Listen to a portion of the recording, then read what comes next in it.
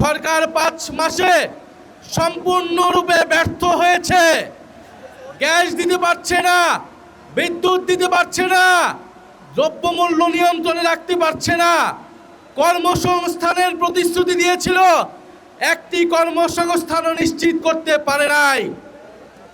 অন্যদিকে আমরা দেখছি বিশ্ববিদ্যালয়গুলোতে, ক্যাম্পাসগুলোতে সরকার দলের নতুন ক্ষমতাসীন ছাত্র সংগঠন, ছাত্র দলের সন্ত্রাসীরা, বিরোধী দলের যারা ছাত্র নেতা রয়েছে, ছাত্র শিবির, ছাত্র সংসদ এবং ছাত্র শক্তির নেতৃবৃন্দদের উপরে নির্বিচারে হামলা করছে।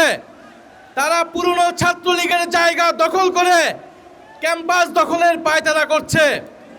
আমরা বলবো, জুলাই গণ অভ্যুত্থানের জুলাই যোদ্ধারা এখনো ক্যাম্পাসগুলোতে রয়েছে। কোনোভাবেই ক্যাম্পাসের দখলদারিত্ব কোনো ক্ষমতাসীন ছাত্র সংগঠনকে আপনারা দেবেন না। আপনাদের রক্ত ঝরছে, বাংলাদেশের মানুষ এটা দেখছে, বাংলাদেশের জনগণ আপনাদের সাথে আছে।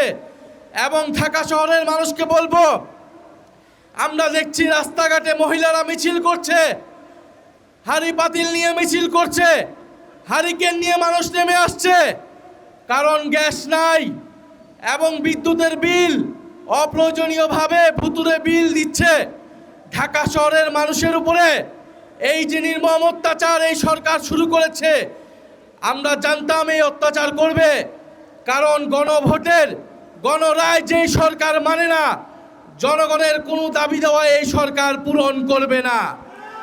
ফলে এই সরকার যেই বিশ্বাসঘাতকতা এই নির্বাচনের শুরু থেকেই করেছে, সরকার প্রতি পদে পদে এই বিশ্বাসঘাতকতা বাংলাদেশের জনগণের সাথে করে যাবে। কিন্তু আপনারা, আমরা বাংলাদেশের জনগণ এই সরকারকে কোনোভাবেই এই ধরনের আচরণ করতে দেব না। আজকে আমরা সচিবালয়ের এখানে এসেছি, আজকে আমরা বার্তা দিতে এসেছি, যদি বিএনপির সরকার, যদি তারেক রহমানের সরকার জনগণের মৌলিক অধিকার গ্যাস, বিদ্যুৎ, কর্মসংস্থান এবং দ্রব্যমূল্য নিশ্চিত করতে না পারে, তবে এই সরকার ক্ষমতায় থাকার স্বপ্ন যেন না থাকে, না দেখে। প্রিয় জনগণ, আপনাদেরকে ধন্যবাদ জানাচ্ছি এবং সরকারের প্রতি বলবো, অবিলম্বে গ্যাসের দাম বৃদ্ধি করার কোনো ধরনের পায়তারা করলে গদিতে বসতে পারবেন না।